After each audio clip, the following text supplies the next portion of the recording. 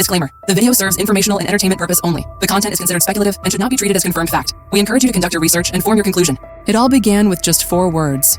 Ready to rule Argentina? That's what radical West End director Jaime Lloyd asked Rachel Zegler in March 2025. And before sunrise, she said yes. Within minutes, her casting in Evita became the talk of 2 continents. Tickets? Gone in 19 minutes flat, smashing Hamilton's West End record. Seats that started at £25 were suddenly reappearing online for £1,200. Fan forums crashed, scalpers danced. But this wasn't your grandmother's Evita. Lloyd stripped the stage of chandeliers, velvet curtains, even the orchestra pit. No distractions, no safety net, just Zegler, standing alone in the center of history. She told Playbill, "It's vocal Everest and political quicksand rolled into one." And that quote, it blew up TikTok overnight. Fans clipped it, memed it, sang over it, doubted it. Because this wasn't just a performance anymore, it was a test of her voice, of her politics, of her ability to carry a revolution on her back. 8 shows a week, millions watched, but not all with open arms. Because while the buzz inside the theater was electric, outside, something entirely different was starting to form. And that is where the fire truly began to burn.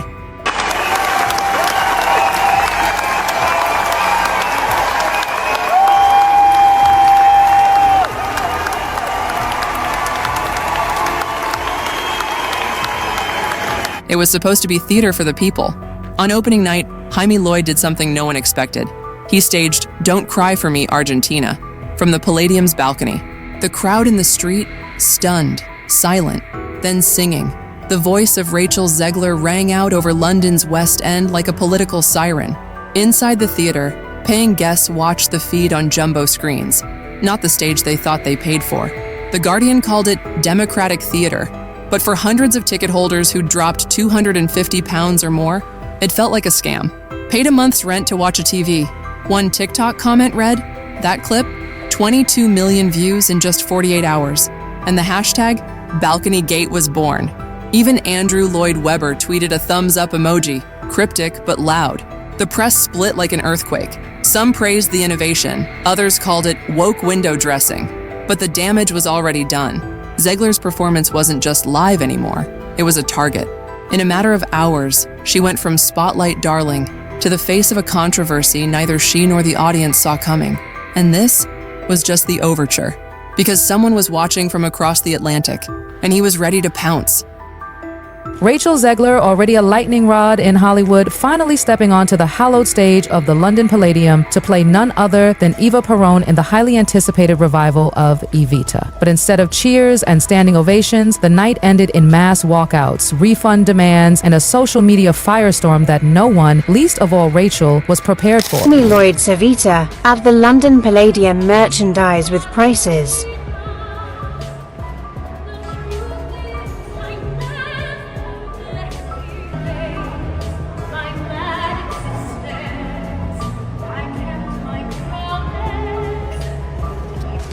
Barely minutes into the premiere, people weren't just whispering in confusion, they were leaving. Whole rows walking out during the performance, not at intermission, not quietly after the curtain fell, but during. While fans were still arguing over jumbo screens and balcony acoustics, someone else was taking notes. Just 2 nights later, Tucker Carlson opened his streaming monologue, with Rachel Zegler's balcony clip playing on loop behind him. He didn't hold back.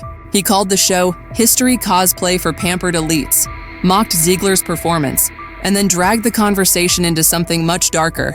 He resurfaced old tweets, where Zegler had criticized U.S. immigration policy, calling her just another Hollywood preacher with a mic and a moral compass. That clip, 4.8 million reposts on X in 24 hours. The hashtag, EvitaGate, lit up like wildfire. And suddenly, this wasn't just a musical anymore. It was a political battleground. A Latina actress, playing a revolutionary icon, became the centerpiece of America's next culture war. What started as an experimental show in London was now primetime fuel for millions of angry viewers across the US. Rachel Zegler wasn't trending because of her voice anymore. She was trending because of what she represented, whether she asked for it or not. And behind the velvet curtain, she felt it, because the next thing that broke wasn't a headline, it was her voice. How can someone that dumb be that arrogant? Or is there actually a connection between dumbness and arrogance? Probably so. The tears had barely dried when the knives came out. Megyn Kelly, blunt as ever, took to her SiriusXM show and called Rachel Zegler a pig in a tiara. The quote, plastered across page 6 the next morning in bold, brutal ink. From there, it snowballed. Conservative YouTubers flooded the algorithm with thumbnails reading, woke flop of the decade, Evita or propaganda. Zegler melts down on stage. But something strange happened. The more they ranted, the more the numbers rose. Because every attack, every insult, it triggered a bounce. Progressive media fired back, praising her casting as a Latina Eva Peron and calling it long overdue representation. And behind the noise, data told the real story. Analytics firm CrowdSense reported something bizarre. Every Megyn Kelly insult lifted positive chatter around Zegler by 5 points. 5 full points. It was hate-watching turned into hero-making. What they meant as damage turned into demand. It was the classic Streisand effect, but in sequence. Because when you push too hard on a story, sometimes the audience leans in closer. And suddenly, that balcony meltdown didn't look like weakness anymore. It looked like a miracle marketing move, but Zegler wasn't done rising, because the numbers were about to go even higher. Insiders whisper that Rachel felt boxed in, that she expected Evita to be a one-woman show about her, but this was a high-level ensemble production, not a solo concert. There were tight cues, shared stage time, ensemble vocals, and zero room for diva behavior. Apparently, that didn't sit well. Sources say things spiraled quickly. At first, it was subtle, Rachel arriving late and blaming traffic, constantly challenging the director's choices, changing choreography on the spot without warning anyone. One crew member spilled that even the lighting cues became a battleground. Every scene turned into a debate. Director Jamie Lloyd was said to be managing emotions more than rehearsing scenes. It didn't take long for the rest of the cast to react. Ensemble members began asking to be moved away from Rachel's zones. The sound team had to adjust mic levels to account for her unexpected improvisations. The energy of the room, once creative and vibrant, turned icy, guarded, tense. And then came the moment that broke the production. Some younger performers who used to call Rachel an inspiration, they're now stepping away. Vocal coaches are allegedly using her as a warning, telling their students that talent means nothing if you can't work with others. That fame is fleeting, but professionalism lasts. And what has Rachel said through all of this? Well, she's been talking, but not really Behind the headlines, behind the hashtags, something unexpected was happening. While pundits were yelling on podcasts and Twitter was melting down, the Palladium quietly added a 4th weekly show. Why? Because seats were selling faster than ever. Capacity climbed to 97%, with ticket brokers reporting spikes they couldn't explain, until they looked at the timing. Just hours after Carlson's rant, US-based Broadway investors started calling. They'd seen the chaos, they'd seen the numbers, and what they saw wasn't a scandal, it was a hit. Instagram rehearsal clips from Rachel began topping 500,000 likes. Her vocal warm-ups, her backstage moments, even her steam tent routines, pure gold. Jamie Lloyd's behind-the-scenes posts were hitting higher engagement than any project he'd done before. One blogger called it the Streisand effect in sequence, because the louder the outrage, the higher she rose. Critics who mocked her months ago now tiptoed back, calling her run unexpectedly resilient. And for the producers, every tear, every rant, every viral backlash turned into hard cash. But Rachel wasn't new to this game. She knew the pendulum swings both ways, because before she ruled Argentina, she'd already survived another internet firestorm. And that one nearly burned her career to the ground.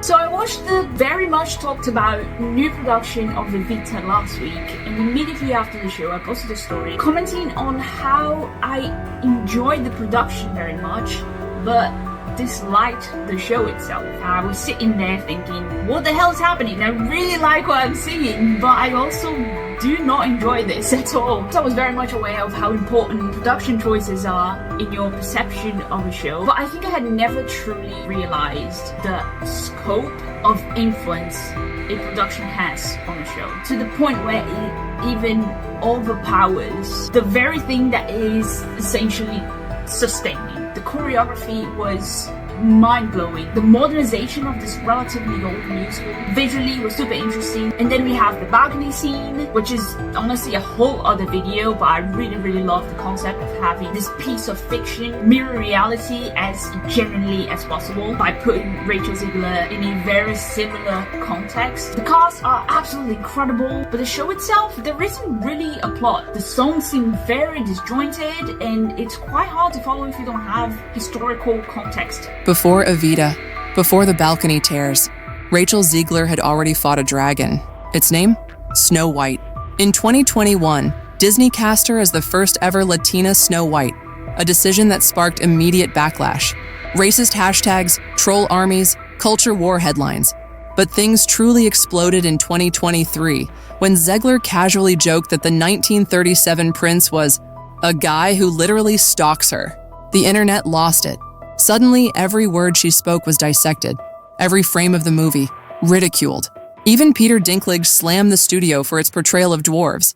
The production was cursed from the start. Strikes, reshoots, even a set fire. By the time it limped into theaters in March 2025, it had racked up a bloated $270 million budget, but only grossed $25 million worldwide. Critics called it a bomb. Right-wing outlets demanded she be recast. Left-wing fans blamed Disney's CGI dwarfs and weak marketing. And then, the tweet resurfaced. Zegler had once written, "F Donald Trump." That was it. Any chance of clean redemption was torched. Hollywood's confidence in her froze overnight. But even with the wreckage of Snow White behind her, Rachel made one risky, radical choice. She stopped trying to fix the headlines and started letting her voice do the talking. When the noise got deafening, Rachel Zegler turned to the one thing she could still control, her voice. And not just any voice. This was a soprano trained in basements, battle-tested on Broadway, and powerful enough to pierce through an avalanche of controversy. She wasn't new to the spotlight. She'd won Metro Awards for Beauty and the Beast and The Little Mermaid. She'd once held an 18-second belt for charity and racked up 4 million views in 2 days.